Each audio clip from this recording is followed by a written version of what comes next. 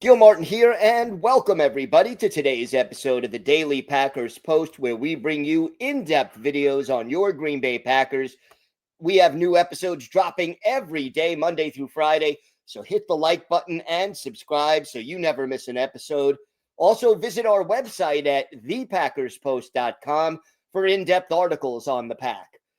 Today, we're going to discuss Micah Parsons, the Packers defensive end, and the fact that he has not been getting and probably will not be getting the holding calls that he deserves.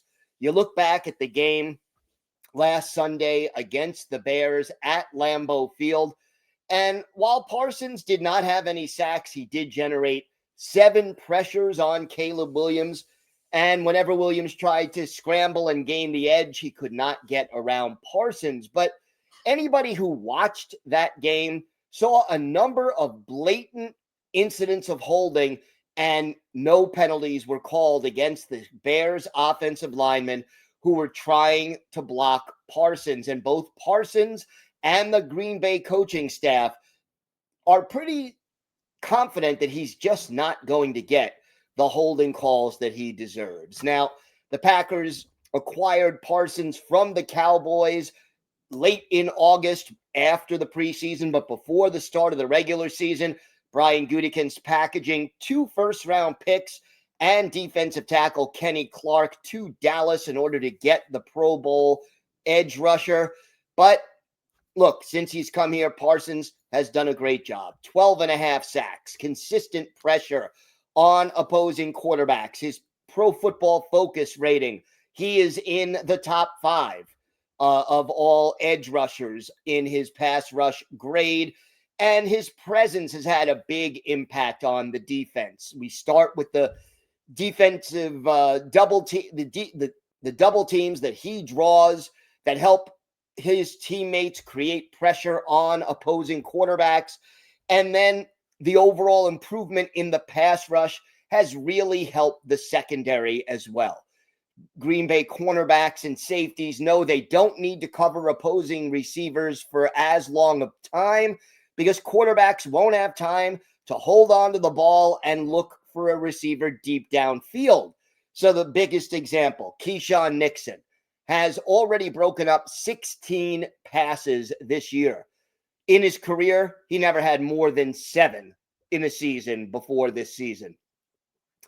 The Bears game, there were just some obvious holding calls. The most flagrant example came with a little more than 2 minutes left in the game.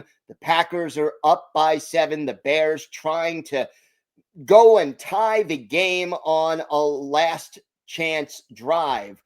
And Parsons comes off the edge trying to get some pressure on Caleb Williams, and Darnell Wright, the Bears' right tackle, not only wrapped his arm around Parsons to hold him, but actually had his arm wrapped around Parsons' neck, and no call was made on the play.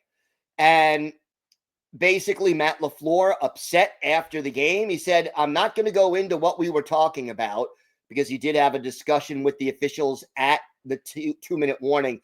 He said, officials, I don't think their jobs are easy by any stretch. I think it's a difficult job, but I guess I don't know what holding is anymore. I thought that was a pretty clear and obvious hold, but I guess I don't know what that means.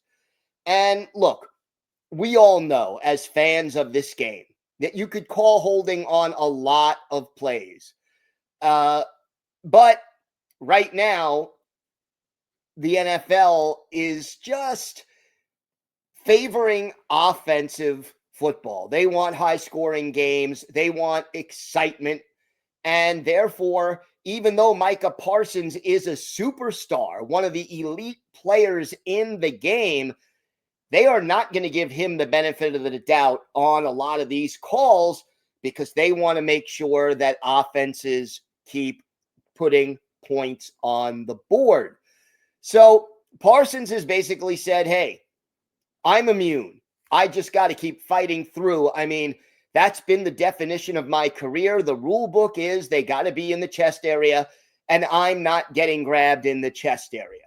And then Matt LaFleur added, I guess I don't know. I thought that there was one that certainly was questionable to say the least, but apparently the officials disagreed. So it is what it is.